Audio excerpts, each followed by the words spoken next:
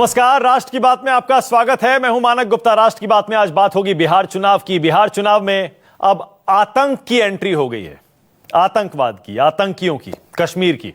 Bihar BJP के पूर्व प्रदेश अध्यक्ष और मौजूदा केंद्रीय गृह राज्य मंत्री नित्यानंद राय ने मुख्य विपक्षी दल आरजेडी का आतंकियों से कनेक्शन जोड़ दिया है।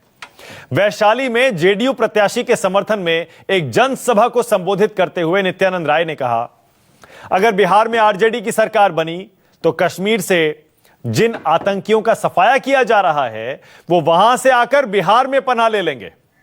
नित्यानंद राय के इस बयान पर बिहार में सियासी संग्राम छिड़ गया है। आरजेडी नेता तेजस्वी यादव ने नित्यानंद राय पर करारा पलटवार किया है। तेजस्वी बोले, यह एजेंडा से भटकाने की कोशिश है। ऐसे में राष्ट्र की बात में आज का सवाल, आरजेडी जीती तो क्या बिहार कश्मीर बन जाएगा? और बीजेपी को आतंक का भय या फिर तेजस्वी तय? इसी पर बहस करेंगे, लेकिन पहले जरा जल्दी से वो बयान सुन लीजिए जिसमें सीधे सीधे इशारा किया गया है कि अगर आरजेडी बिहार चुनाव जीत गई तो कश्मीर बन जाएगा बिहार। वैसे लोग जो जाएंगे बिहार में, अगर सरकार आरजेडी की बनेगी तो कश्मीर से किसान का पानी बहुत सफाया कर रहे हो, आकर बिहार की धरती पर पनाह ले लेगा।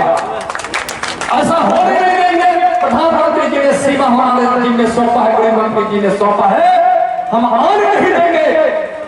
यह भी सही है, लेकिन उसका मंसूबा यही रहेगा कि वह किसी प्रकार का समझौता वह कर सकता है। सत्ता कितनी लोलुपता। बिहार में 46.6 बेरोजगारी दर है। इस बेरोजगारी के आतंक पर क्या कहना है नित्यानंद का? ये बेरोजगारी का आतंक, गरीबी का आतंक, भूखमरी का आतंक, पलायन का आतंक, ये किसने फैलाया? 15 साल में इनकी डबल इंजन की सरकार ने क्या किया? एजेंडा से भटकाने की कोशिश कर रहे हैं, लेकिन हम एजेंडा पर ही चुनाव लड़ना चाहते हैं।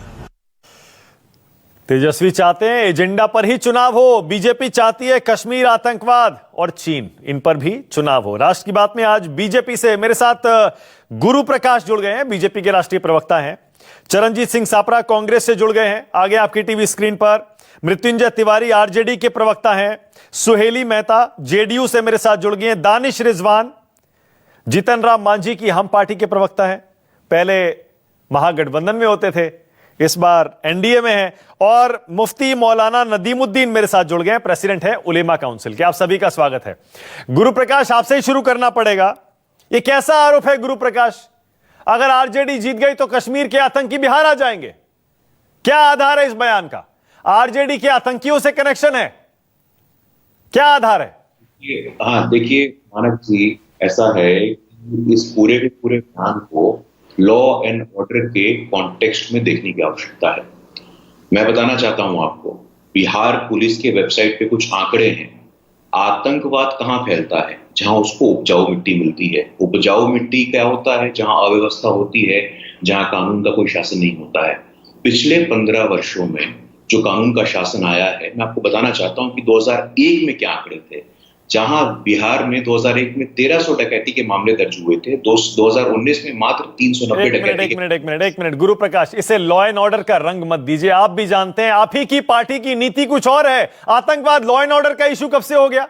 कब से जहां लॉ एंड ऑर्डर नहीं होगा वहां पर आतंकवादी आकर बस जाते हैं? क्या बात कर रहे हैं आप? नहीं मानक जी, देखिए आतंकवाद कहां पे उपजता है आप मुझे बताइए। जहां लॉ एंड ऑर्डर की व्यवस्था होती है और जहां तक आतंकवाद, अरे आप ही की पार्टी की ये नीति नहीं है। आतंकवाद लॉ एंड ऑर्डर का इशू नहीं है, आप जानते हैं। आपकी पार्टी की नीति क्या है बताइए? इस्लामिक आतंकवाद कहां पैदा होता है बताइए? आपकी पार्टी की नीति पूछ रहा हूं मैं। आप कह रहे हैं लॉ एंड ऑर्डर का इशू है। देखिए, दरभंगा मॉड्यूल हम सबके सामने है। यासीन भटकल कहां पकड़ा गया? हम सबके सामने है। गांधी मैदान में जो बॉम्ब ब्लास्ट हुआ था उसको हम लोगों ने पकड़ा है कि नहीं पकड़ा? आप सबके सामने है। आंतरिक सुरक्षा के साथ किसी प्रकार का कोई समझौता हम लोग नहीं करेंगे, ये स्पष्ट है। लेकिन बार बार मैं आपको कह रहा हूं कि इसको चुनावी मुद्दा नहीं बनाना चाहिए। चुनावी मुद्दा क्या होना चाहिए? गुरु प्रकाश, मैं तो इस बयान को, नित्यानंद राय के इस बयान को उस बयान से जोड़ रहा हूं 2014 वाले बयान से, जिसमें कहा गया था अगर बीजेपी नहीं जीती तो पाकिस्तान में पटाखे फूटेंगे। पिछले चुनाव में क्या हुआ था? यही बयान किसने दिया था आपको याद होगा। इसका मतलब सीधे सीधे हिंदू मुसलमान करने की कोशिश हो रही है। पूरे बयान में कहीं भी हिंदू मुसलमान एक बार भी नहीं बोला गया है मानक जी। आतंकवाद का एक बार भी धर्म का नाम ठीक है, आतंकवाद का रंग क्या होता है, मैं आपसे पूछता हूं। मैं आपसे आग्रह करूंगा कि आउट ऑफ कॉन्टेक्स्ट इस बयान को हिंदू मुसलमान से जोड़ने का कश्मीर के आतंकवाद का रंग आप बता दीजिए फिर। कश्मीर के आतंकवाद को बिहार चुनाव से जोड़ने का मकसद क्या है? बहुत बड़ा दुष्प्रभाव होगा। मैं आपसे ये कहना चाहता हूं, किसी भी पूरे बयान का आप कॉन्टेक्स्ट देख सकते हैं, कहीं भी एक बार कश्मीर के आतंकवाद का जिक्र है ना गुरु प्रकाश? कश्मीर का आतंकवाद क्या हिंदू मुस्लिम मसला नहीं है? आप कह दीजिए, मैं मान लूंगा। आप कह दीजिए कश्मीर के आतंकवाद का धर्म से कोई लेना देना नहीं है, मैं मान लूंगा। पिछले वर्ष में जो 370 का उन्मूलन हुआ है, उसके बाद कश्मीर में कंपैरेटिवली शांति व्यवस्था आई है। लेकिन अभी हम लोग जो डिस्कस कर रहे हैं कि अगर आरजेडी का शासन आता है, अगर वही जंगल राज स्थापित होता है, अगर वही अव्यवस्था फैलती है, तो फिर से कहीं ना कहीं ऐसी संभावनाएं हैं कि आतंकवाद भी पनप सकता है। उससे हमें सावधान होना चाहिए, उससे हमें कॉशियस रहना चाहिए। मृत्युंजय तिवारी का प्रयास कर रहा हूं आपको। मृत्युंजय तिवारी, सीधा आरोप है आपके ऊपर। हालांकि गुरु प्रकाश खुलकर नहीं बोल रहे हैं। नित्यानंद राय का बयान आप कहें तो मैं दोबारा सुनवा दूं। अगर आरजेडी जीत गई तो आप तुष्टीकरण करेंगे, इस हद तक जाएंगे आप तुष्टीकरण करने में कि कश्मीर के आतंकवादियों को भी आप बिहार में पनाह दे देंगे? मानक जी, आप भी जानते हैं बिहार की जनता को, बिहार के लोगों को। इन्होंने कह दिया अगर जीत जाएगी, इसका मतलब है आरजेडी जीतेगी। 2015 के भी बयान आपने अभी याद दिला रहे थे, आपने याद दिलाया हमारे बीजेपी के प्रवक्ता भाई को। लेकिन हम तो जानते हैं कि क्यों इस तरह के बयान आ रहे हैं बीजेपी के तरफ से। हार सामने दिख रहा है, कहीं कोई वोट है नहीं, जनता का मूड और मिजाज ये देख रहे हैं, इसलिए बौखलाहट घबराहट में इस तरह का बिहार की जनता को इन्होंने आतंकवादी कह दिया। अब बताइए, जो हम बिहार विधानसभा में सबसे बड़े दल के रूप में आरजेडी है, जनता के सहयोग से, जनता के आशीर्वाद से है, जिस जनता ने हमें वोट दिया, क्या वो आतंकवादियों को पनाह देती है? ये क्या कह रहे हैं? माफी मांगना चाहिए आदरणीय प्रधानमंत्री जी को बिहारियों से, बिहार वासियों से, क्योंकि इनके पहले भी इनके चुनाव प्रभारी माननीय पूर्व मुख्यमंत्री देवेंद्र फडणवीस जी ने कहा कि ये बिहार का नौजवान तमंचे हाथों में लेकर घूमता है। अरे तमंचे पर डिस्को वाले तो बीजेपी वाले हैं। आतंकवादी गुजरात में अक्षरधाम की घटना क्यों हुई थी? अभी बीजेपी के प्रवक्ता लॉ एंड ऑर्डर पर बात कर रहे थे। नहीं। क्यों आतंकवादी घटना दूसरे राज्यों में, बीजेपी शासित राज्यों में होता है? क्यों हाथरस की घटना योगी आदित्यनाथ के राज्य में हुआ? अरे भाई, आपने 15 वर्षों तक कोई काम नहीं किया, रोजगार पर बात नहीं करते हो, बेरोजगारी की मार से नौजवान परेशान है, किसान परेशान है, बिहार में हाहाकार है, और आप कह रहे हो आतंकवादी। बिहार के लोगों को आप आतंकवादी बता रहे हो। पहले रोजगार पर बात कीजिए, पलायन पर बात कीजिए, पहले किसानों पर बात कीजिए, नौजवानों पर बात कीजिए, मुजफ्फरपुर बालिका गृह कांड पर बात कीजिए, जिसमें असमत लूटी गई बालिकाओं के साथ 60 घोटाले हुए हैं, शराब पी रहा है। मैं पूरी भाई शांत रहिए ना पहले आप। एक मिनट, दानिश रिजवान क्या कह रहे हैं? बोलिए दानिश रिजवान, इनको शांत रखिए। बोलिए दानिश रिजवान, मैं दानिश रिजवान को सुनना चाहता हूँ। दानिश रिजवान बोलिए, बड़ा दिलचस्प होगा दानिश रिजवान को सुनना, कुतर रहा है, क्योंकि जब तक यूपीए में थे तब तक बीजेपी को और एनडीए को घेरते थे। बोलिए दानिश रिजवान।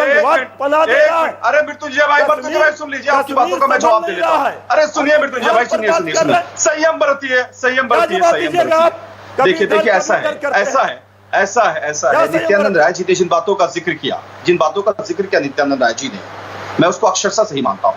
आपने देखा था कि लालू प्रसाद यादव जी के एक सांसद हुआ करते थे, बाहुबली थे, उनके घर में जब AK-47 बरामद हुआ था तो दे रहे थे ना। अरे सुन लीजिए मृत्युंजय भाई, वो AK-47 जो मिला था लश्कर तो यबा ना, कहिए कि वो गलत है। दानिश भाई, आप हमारे साथ थे कि नहीं थे? सिवान सांसद के घर में AK-47 मिला था लश्कर तो यबा का, वो किसने बेचा था? तो हम आतंकवादियों को पनाह दे रहे थे क्या? किसके शहर पर कहां से आप इधर-उधर कीजिए, लेकिन बिहार वासियों को आतंकवादी मत बोलिए जी। ये राष्ट्रीय जनता दल के नेताओं को जिधर बताना होगा है चाहिए, राजद बिहार के घर में AK-47 जो मिला था वो लश्कर तो यबा का AK-47 कहां से आता है? आपके बिहार के सांसदों के पास बिहार की तस्करी जनता तैयबा का से माफी AK-47 मांगिए कहां से आता है? अच्छा एक सेकंड रुकिएगा, एक सेकंड स्क्रीन पर रखिएगा जरा, स्क्रीन पर दोनों को रखिएगा। एक सेकंड रुक जाइए मृत्युंजय जी, एक सेकंड रुकिए मृत्युंजय जी, एक सेकंड रुकिए ना मृत्युंजय तिवारी, एक सेकंड रुकिए। दानिश रिजवान, मेरे एक छोटे से सवाल का जवाब दीजिए। दानिश, मेरा बड़ा छोटा सा सवाल है, अगर आपको भी ऐसा लगता है आरजेडी जीत गई तो बिहार कश्मीर बन जाएगा, आतंकवादी यहां आकर पनाह ले लेंगे, अरे कल तक आप भी तो आरजेडी के साथ ही थे, तो आए तक आए आरजेडी में, कल तक आप भी आरजेडी के साथ थे। नहीं एकदम, मैं अब जवाब दे अब आप भी क्या बिहार को कश्मीर बनाना चाह रहे थे? जवाब दे लूं? हाँ बोलिए। देखिए मानक भाई, हम लोग जब तेजस्वी यादव जी के साथ आए थे तो उनके एक नारे के साथ आए थे कि बिहार के लिए करे के बाद, लड़े के बाद, जीते के बाद। लेकिन जब हम लोग अलायंस में गए तो हम लोग को पता लगा, अरे सुनिए ना मृत्युंजय भाई, हम लोगों को पता लगा कि बिहार के लिए करे के बाद नहीं था, उनका ना तेजस्वी जी का नारा था घोटाला करे के बाद। फिर आतंकवाद पे आइए ना, एक मिनट, नहीं, मुझे आतंकवाद बताइए, बिहार में आतंकवाद कैसे बढ़ जाएगा तेजस्वी यादव के जीतने से, मुझे ये बताइए। मानक भाई, अरे देखिए मानक भाई, लालू प्रसाद यादव जी की सांसद थी, बिहार के राजद के एक सांसद के घर में छापेमारी हुई थी। अरे सुनिए ना, छापेमारी हुई थी, पुलिस के ऊपर में AK-47 से फायरिंग करी गई और उस राजद सांसद के घर से, उस राजद बोलिए ना कि बिहार के लोग आतंकवादी, बाहुबली बोलिए, अपराधी बोलिए, बाहुबली अपराधी में सब सुनने को तैयार हूं, मुझे आतंकवाद का कनेक्शन बताइए। ये मुद्दे से भटका है। अरे AK-47 से आप, एक मिनट, नहीं, मुझे जवाब नहीं मिला, मुझे जवाब नहीं मिला। मैं बोल रहा हूँ, अरे ये बोलने देंगे तब तो जवाब दूंगा मानक भाई। देखिए इनका जब शासन था बिहार में, जब इनका जब शासन था तो आपके सांसद तस्करे तो यबा का AK-47 लेकर कहां चले जाते थे? आतंकवादियों का AK-47 राजद सांसदों के घर में क्यों बरामद होता था? इसका मतलब है कि आप चरणजीत सिंह सापरा को लाइए, चरणजीत सिंह सापरा को लाइए, सुहेली को लाइए। चरणजीत सिंह सापरा, पहले आप, आरजेडी कांग्रेस पर निशाना है, सिर्फ आरजेडी पर नहीं है, आप पर भी है कि जब भी राष्ट्रीय सुरक्षा का मसला आता है, चरणजीत सिंह सापरा, आप आतंकवाद पर हमेशा सॉफ्ट दिखाई देते हैं। आप समझ रहे हैं ना, नित्यानंद राय का जो अटैक है, हमला है, वो सिर्फ तेजस्वी पर नहीं है, वो राहुल गांधी पर भी है।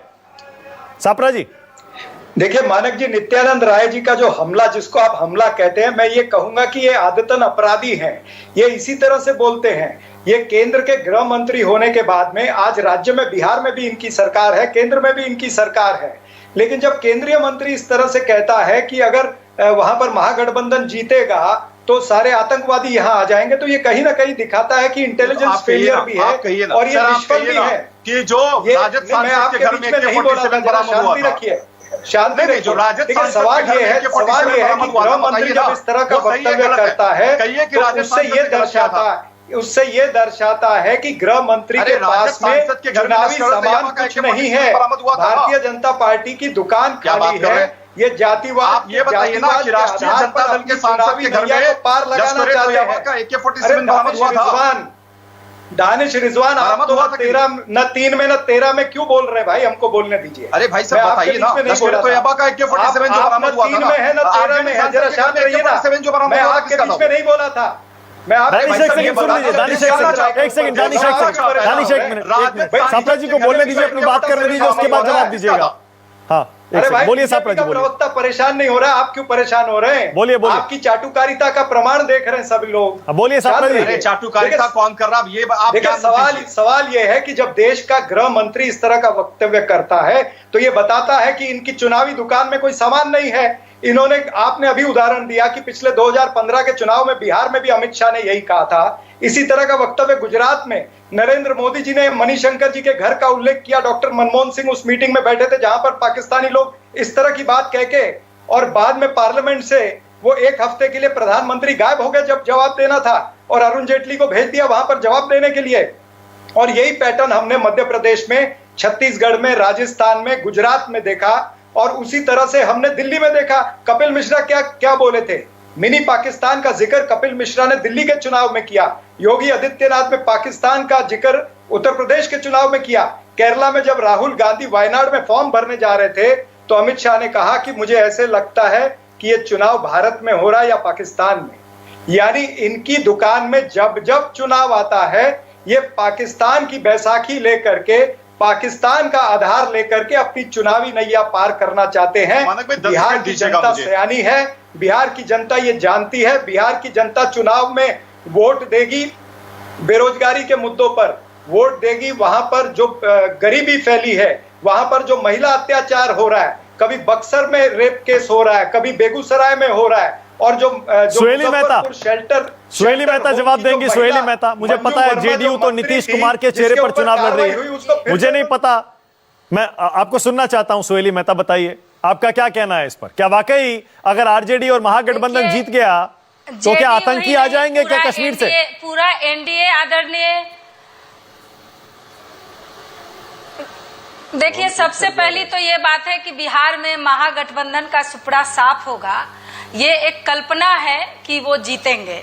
और हमारा मुद्दा, एनडीए का मुद्दा जो है वो ये सब चीज नहीं है। एनडीए का मुद्दा मुख्य रूप से है जो 15 सालों में एनडीए सरकार ने बिहार में काम किया है, अंधेरे से उजाले में लाया है बिहार को, सड़कें चमचमाती हुई हो गई हैं, पुल पुलिया बन गया है, महिलाएं सुरक्षित हैं, महिलाएं शिक्षित हो रही हैं, युवा शिक्षित हो रहे हैं, कौशल विकास हो रहा है, बिहार अब सक्षम हो गया है, अब समृद्ध होने की आपने मेरा जवाब नहीं दिया। नहीं, एक सेकंड डॉक्टर सुहेली मेहता, सुहेली मेहता एक मिनट। सुहेली मेहता, मैं आपसे ये पूछ रहा हूँ, आपके गठबंधन के सहयोगी बीजेपी और उसके केंद्रीय मंत्री नित्यानंद राय कह रहे हैं अगर बीजेपी जेडीयू हार गए, आरजेडी कांग्रेस जीत गए तो बिहार में आतंकवादी आ जाएंगे कश्मीर के, बिहार कश्मीर बन जाएगा। मैं तो ये पूछ रहा हूं, आप भी तो आरजेडी के साथ थे, अभी 2-3 साल पहले की बात है ना, 4 साल पहले की। अच्छा, तो ये उदाहरण तब आरजेडी सत्ता में थी आपके साथ, तब कितने आतंकी आ गए थे कश्मीर से? बिहार में उदाहरण देखिए सत्ता में कितने दिन थे और क्यों हटे ये भी आप जान लीजिए। और दूसरी बात ये है कि बिहार में उदाहरण है ना, शरजील इमाम देशद्रोह के मुकदमे में बंद है, वो किनके कैंडिडेट के हैं बेटे, शाहबुद्दीन किस मामले में बंद है? तो ये उदाहरण है बिहार के सामने। राजबल्लभ यादव बलात्कारी है, उनकी पत्नी को टिकट दिया गया, तो क्या उदाहरण आप पेश करेंगे बिहार में? तो इसलिए ये तो उदाहरण है, कौन गलत बात थोड़ी बोले हैं नित्यानंद जी, ये इसलिए इस तरफ से, और हम कहीं भटक नहीं रहे हैं, हम अपने मुद्दे पर चुनाव लड़ रहे हैं। बिहार अच्छा, तो मुझे जरा याद तो दिलाइए, इसलिए मुझे ये तो बताइए, आरजेडी ने जब आपके साथ मिलकर सरकार बनाई थी तब कितने आतंकी आ गए थे कश्मीर से बिहार में बसने के लिए? 1.5 साल सरकार चलाई थी ना आपने भी उनके साथ, आरजेडी के साथ, तब कितने आतंकी आए थे कश्मीर से बिहार? तो 1.5 साल सरकार चलाई थी। देखिए राजनीति में सब कुछ संभव होता है, लेकिन कितने दिन थे हम लोग? 1.5 साल मात्र थे। ज्यादा से ज्यादा वर्ष हम लोगों ने एनडीए में भारतीय जनता पार्टी और जनता दल यूनाइटेड। नहीं, मैं पूछ रहा हूँ, आरजेडी सत्ता में थी उस समय 1.5 साल, तब कितने आतंकी आए थे बिहार कश्मीर से? आप कह रही है ना, आपने ये कहा नित्यानंद राय ने कुछ गलत नहीं कहा, आरजेडी जीती तो आतंकी आ जाएंगे। कितने आतंकी आए थे जब 1.5 साल आरजेडी सत्ता में थी आपके साथ? मैं उदाहरण दे रही हूँ, कौन है, शाहबुद्दीन कौन है, राजबल्लभ यादव कौन है? आप सरकार में थे, महागठबंधन की सरकार में, कितने अपराधियों को शरण मिलता था? ये सारे चीज उदाहरण में है, आपके पास उत्तर नहीं है। आश्चर्य की बात नहीं है अगर किसी ने ये बयान दिया तो। ओके, एक सेकंड, नदीमुद्दीन जी, उसके बाद आ रहा हूं बाकी मेहमानों के पास। बताइए नदीमुद्दीन जी, बताइए जरा, आप भी बिहार में काफी घूमे हैं, आप आरोप समझ रहे हैं ना क्या है ये, कि अगर आरजेडी और कांग्रेस जीत गए तो बिहार कश्मीर बन जाएगा? नहीं, मैं बता रहा हूँ, पहले से ये पूछना चाहिए कि उनके पास इंफॉर्मेशन कैसे ही कश्मीर बनेगा। मंत्री को अरेस्ट करना चाहिए और उनको पूछना चाहिए कि उनको कैसे मालूम हो गया। 15 साल नीतीश और एनडीए भाजपा की सरकार है, जितने लोग आतंकवादी गतिविधियों में पकड़े गए वो कश्मीर से बिहार कैसे आ गए, ये भी उनको जवाब देना है। दूसरी बात चीज क्या है कि बिहार का मजदूर दर की ठोकर खाते हुए देश भर में आता है, वहाँ पलायन सबसे बड़ा मुद्दा है। सीमांचल की क्या हालत है, दुनिया की अगर गरीबी देखा जाए तो सोमालिया से सीमांचल की तुलना की जा सकती है।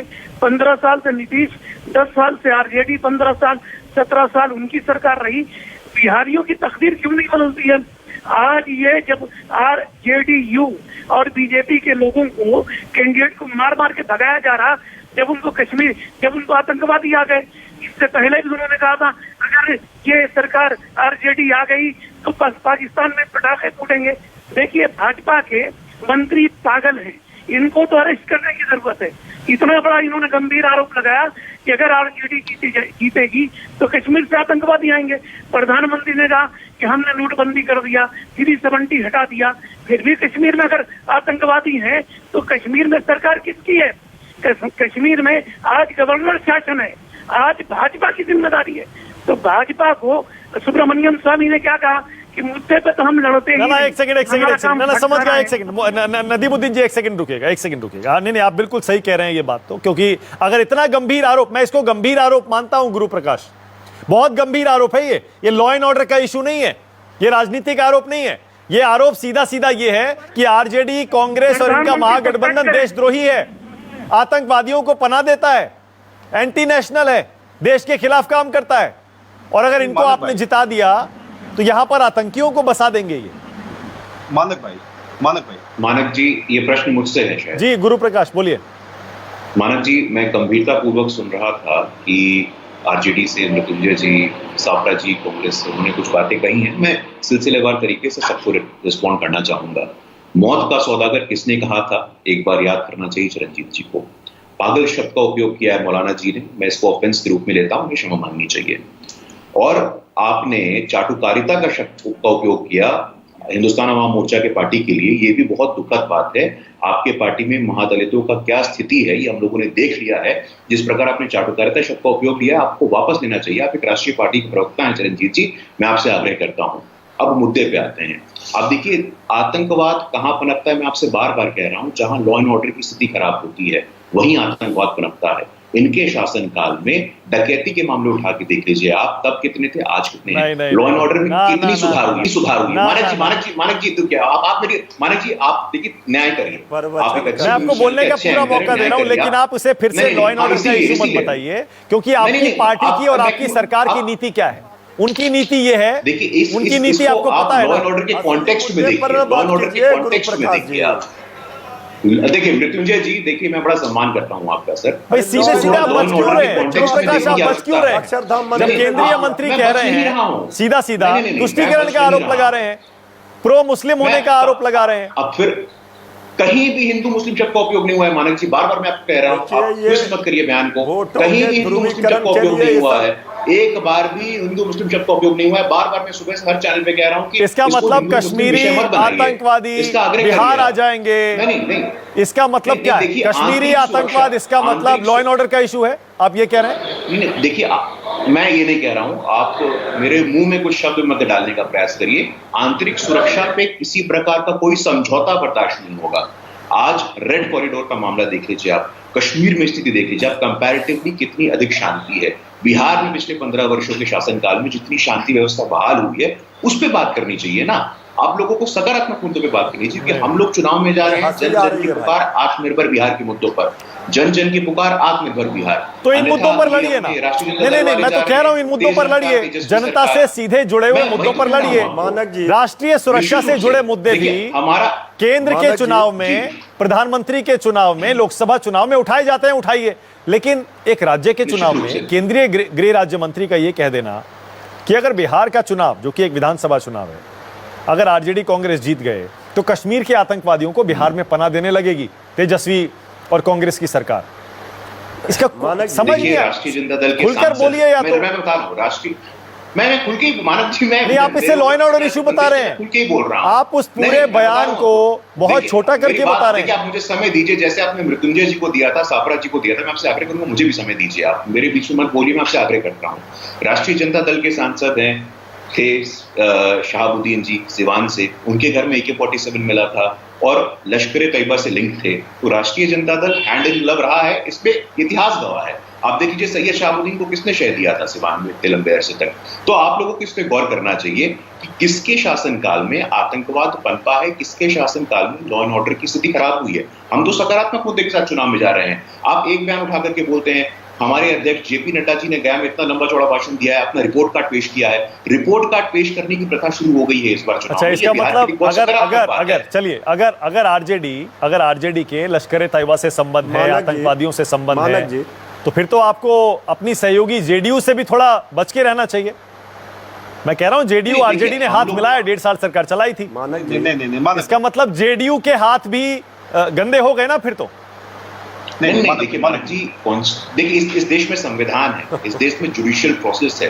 जुडिशियल प्रोसेस के तहत इंक्वायरी होती है, इन्वेस्टिगेशन होता है, एग्जामिनेशन होता है, उसके तहत चीजें सामने आती है। हम लोगों का लोकतंत्र पे विश्वास है, हम लोग रेटोरिक में विश्वास नहीं रखते हैं, हम लोग सकारात्मक मुद्दों पे चुनाव में जाने में विश्वास रखते हैं। चरणजीत सिंह छापरा कह रहे हैं आपके पास मुद्दे नहीं है, कह रहा हूं आपके पास मुद्दे नहीं है, आप हर बार यही करते हैं, जब मुद्दे खत्म हो जाते हैं तब आप ऐसे मुद्दे लाते हैं। देखिए मानक जी, आप डिबेट करिए बेरोजगारी पे, मैं तैयार हूं। आप डिबेट करिए मानक जी, मैं तैयार हूं। आप डिबेट करिए माइग्रेंट पे, मैं तैयार हूं। मानक जी, आपने विषय आप लेकर के आए हैं, बयान को ट्विस्ट करने। नहीं, मैं नहीं लेकर आया हूं, मैं तो नित्यानंद राय और छोटे मोटे नेता नहीं है नित्यानंद राय, आपको भी पता है, केंद्रीय गृह मंत्री है, उनके बयान पर बहस हो रही है। आप लेकिन उस बयान में कहीं भी हिंदू मुस्लिम तुष्टीकरण का मेंशन नहीं है। कश्मीर के आतंकवाद का वजह क्या है, आप मुझे बता दीजिए। कश्मीर के आतंकवाद को खुद आप इस्लामिक आतंकवाद कहते हैं, नहीं कहते हैं? आपकी पार्टी की नीति आतंकवाद पर क्या है, बताइए। इस बयान के संदर्भ में आपने हिंदू मुस्लिम तुष्टीकरण, बोलिए मृत्युंजय जी, बोलिए मृत्युंजय तिवारी जी। देखिए मानक जी, अभी हमारे भाई गुरु प्रकाश जी कह रहे थे हमारे सांसद के बारे में, हम इनसे पूछना चाहते हैं, अभी जिस मंजू वर्मा जी को जेडीयू ने टिकट दिया है, वो किस आरोप में जेल गई थी? उनके पति के ऊपर क्या आरोप लगे थे, जरा सा ये भी बता दे देश की जनता को। ऐसा प्रवचन मत कीजिए गुरु प्रकाश जी। अरे आपका बारी आएगा, बोल लीजिए, आपका बारी, तुलना मत कीजिए, आपका बारी आएगा, आप बोल लीजिएगा। देखिए ठीक है, आपके यहाँ सब संत है। अभी AK-56 AK-47 कहाँ मिला था? AK-56, अरे भाई आप आपके यहाँ जो अरे आप हम आपको नहीं बोले, आपके सही, अरे भाई आपके सहयोगी को बोल रहे, थोड़ा धैर्य रखिए, थोड़ा सा धैर्य से सुनिए। देखिए मानक जी, आप गलत बयानी कर रहे हैं, तो हम कैसे नहीं बोलेंगे? देखिए ना भाई, आरोपी को आप दोषी नहीं ना, आप नहीं, आपका गलत बयानी है। उनको क्यों मंत्री, अरे भाई उनको मंत्रिमंडल से क्यों निकाला गया था, ये बताइए, आप इसका जवाब दीजिए। किस आरोप में वो जेल गई थी, इस्तीफा दी थी? अभी वो बहुत संत हो गई। के आधार पर आपके पार्टी के लोगों की तरह नहीं है, नैतिकता के आधार पर इस्तीफा दी और सीबीआई की जांच। अरे आप क्या बोल रहे हैं, आप पहले सुनिए ना भाई। आप लोग, यही दिक्कत है ना, इन लोग को बेचैनी क्यों है? अरे 10 नवंबर के शाम में हारिएगा, अभी 10 नवंबर तक चैन से रहिए। 10 नवंबर को हारिएगा और विदाई समारोह जनता करेगी। हम नहीं मानेंगे, 10 नवंबर को विदाई समारोह जनता। एक मिनट, मंजू वर्मा छोड़िए, आप मुद्दे पर आइए। मृत्युंजय तिवारी, जैसा मैंने कहा, बहुत गंभीर आरोप है ये छोटा मोटा आरोप नहीं है कि अगर आरजेडी और कांग्रेस जीत गई तो आतंकवादी आ जाएंगे। मतलब समझ रहे हैं ना क्या आरोप है ये? आप देशद्रोही हैं, आप आतंकियों से मिले हुए हैं, इसीलिए मानक, आप बिहार को बेच देंगे, ये आरोप है। मानक जी, इसीलिए हमने कहा कि इन्होंने पूरे बिहार वासियों को, जिसने 81 विधायक हमारे भेजे हैं जिताकर, जिन्होंने वोट दिया है, सबको आतंकवादी कह दिया। जब आतंकवादी को हम पनाह देते हैं तो आतंकवादी है, डबल इंजन की सरकार है। चुनाव आयोग ऐसे बयान के लिए इनको चुनाव प्रचार पर रोक लगाए, चुनाव आयोग रोक लगाए चुनाव प्रचार पर। मृत्युंजय जी, देखिए ऐसे करेंगे हम डिबेट नहीं करेंगे। इस तरह से अगर करेंगे, अपनी बात को रखिए, आपका समय आएगा, आप अपनी बात को रखिए। बोलिए दानिश रिजवान, बोलिए। ये असली मुद्दे से जनता का ध्यान भटकाएंगे, हम इनको असली मुद्दे पर ही घसीट कर लाएंगे। हल्ला मत कीजिए, इनको हम असली मुद्दे पर घसीट कर लाएंगे। एक सवाल का चुनाव जवाब दीजिए, एक आयोग सवाल। इनके अरे एक प्रचार सवाल पर का रोक जवाब दे दीजिए ना मृत्युंजय भाई। केंद्रीय अरे गृह आप राज्य अच्छे मंत्री वक्ता ने हैं, आप इस कुशल तरह का वक्ता हैं, बयान एक सवाल दिया का है। जवाब दे दीजिए। इन पर एक चुनाव सवाल आयोग का जवाब संज्ञान दे ले, दीजिए। इनको मृत्युंजय चुनाव भाई, प्रचार एक पर सवाल रोक का जवाब दे लगाए दीजिए और इसे सिर्फ एक माफ सवाल नहीं किया जा मानक सकता भाई, है। एक सवाल इनसे पूछना है मुझे। क्या सवाल का मानक भाई, जवाब मुझे एक देंगे? सवाल पूछना है। आप मैं कहे पूछूं? कि इतना हाँ, उछल पूछिए, रहे हैं। पूछिए। अरे मैं पूछ आप लूं। तो हमारे आदमी हैं। अरे आप मानक तो भाई, हमारे मानक आदमी भाई, हैं। नहीं, आपको तो हम मृत्युंजय लोग भाई, वहां मृत्युंजय भेज भाई। दिए हैं, वहां मृत्युंजय जाके भाई, नाव डुबाइए।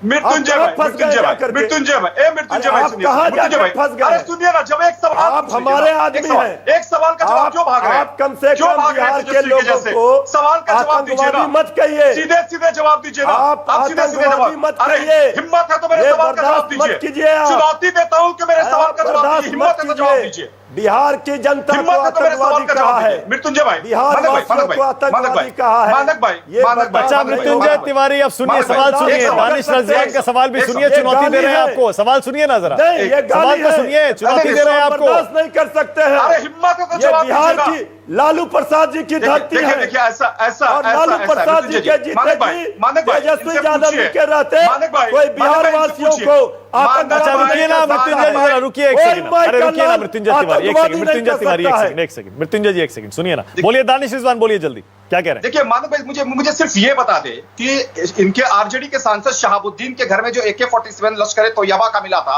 वो उनके घर में कैसे पहुंच गया था?